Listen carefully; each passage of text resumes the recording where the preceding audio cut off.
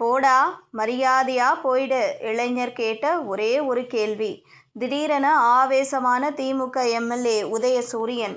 வணக்கம் செய்தி புனல் நேயர்களே. ஓரணியில் தமிழ்நாடு என்ற பெயரில் திமுக சார்பில் பிரச்சார கூட்டம் நடந்து வருகிறது. அப்படி கள்ளக்குறிச்சியில் நடந்த பிரச்சார கூட்டத்தில் திமுக எம்எல்ஏ டி உதயசூரியன் பங்கேற்றார்.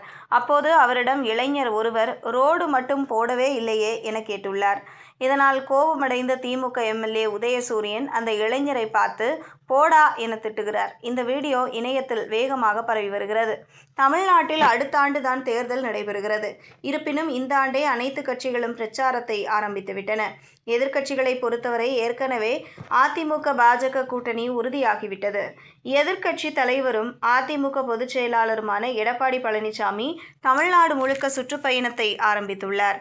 மறுபுறம் திமுக சார்பில் ஓரணியில் தமிழ்நாடு என்ற பிரச்சாரம் முன்னெடுக்கப்பட்டுள்ளது.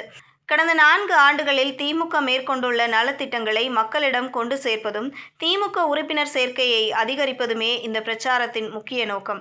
அதன்படி கள்ளக்குறிச்சி மாவட்டத்தில் நடந்த பிரச்சார நிகழ்ச்சியில் திமுக எம்எல்ஏ உதயசூரியன் கலந்து கொண்டார். அப்போது அவரிடம் மோசமான சாலைகள் குறித்து கேள்வி எழுப்பிய இளைஞரை அவர் திட்டியிருக்கிறார். இது தொடர்பான வீடியோ சமூக வலைதளங்களில் பரவி வருகிறது. அதாவது உதயசூரியன் அப்பகுதியில் உள்ள மக்களிடம் திமுக சாதனைகளை விளக்கும் போஸ்டர்களை கொடுத்திருக்கிறார்.